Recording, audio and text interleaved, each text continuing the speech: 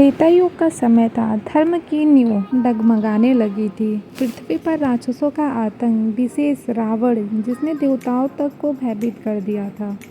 उसी समय सभी देवता ब्रह्मा जी के पास पहुंचे और कहा, हे ब्रह्मदेव, यह रावण अत्याचार की सारी सीमाएं लांघ चुका है। कृपया करके कोई उपाय करें। ब्रह्म जी भगवान विष्णु के पास पहुंचे और निवेदन किया। भगवान विष्णु मुस्कुराए और बोले, मैं स्वयं मनुष्य के रूप में जन्म लूँगा, रावण का अंत करूँगा और धर्म की स्थापना करूँगा। नदी के किनारे बसी थी दिव्य नगरी जिसका नाम अयोध्या था, जहाँ राज्य करते थे राजा दशरथ। धर्म त्याग, न्यायप्रिय, वीरता और विद्वान।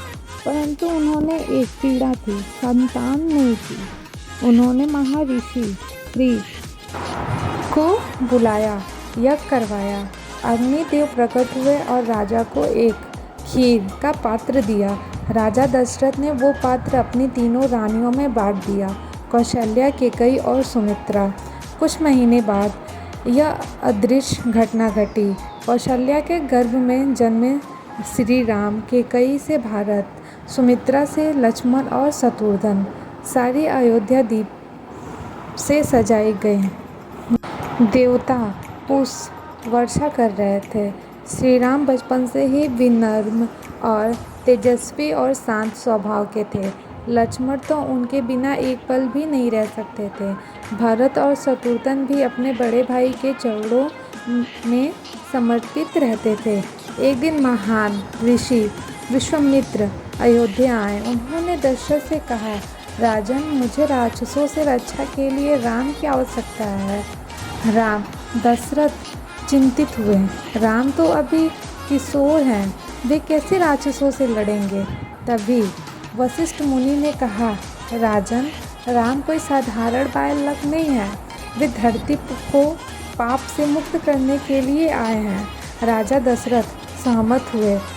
राजा राम और लक्ष्मण मुनि विश्वामित्र के साथ वन और चले पड़े। पहली बार उनका सम्मान हुआ ताड़का राक्षसी से। राम ने धनुष उठाया, एक ही बाण में ताड़का का अंत कर दिया। इसके बाद उन्होंने मारीच और सुबाहु का भी पराजय किया। ऋषियों के यज्ञ अब बिना विघ्न के पूरे होने लगे। विश्वामित्र ने राम को दिव्य अस्त्रों का ज्ञान दिया, ब्रह्मास्त्र, वायुशास्त्र, वरुण शास्त्र, कई और। राम और लक्ष्मण जनकपुर पहुँचे। वहाँ की राजकुमारी सीता अत्यंत सुंदर, शीलवती और भक्तिपूर्ण थी।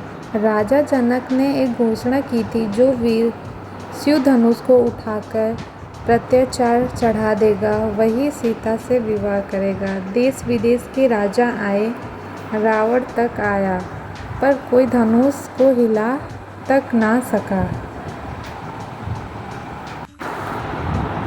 अब राम मंच पर पहुँचे। धीरे से शिव धनुष को उठाया, जैसे कोई फूल उठा रहा हो, और जैसे ही उन्होंने प्रत्याचार चढ़ाया, धनुष तनाकर टूट गया। पूरा जनकपुर गूंज उठा। राजा जनक बोले, यह न कोई साधारण पुरुष है, न कोई राजा, यह तो स्वयं धर्म का अवतार है।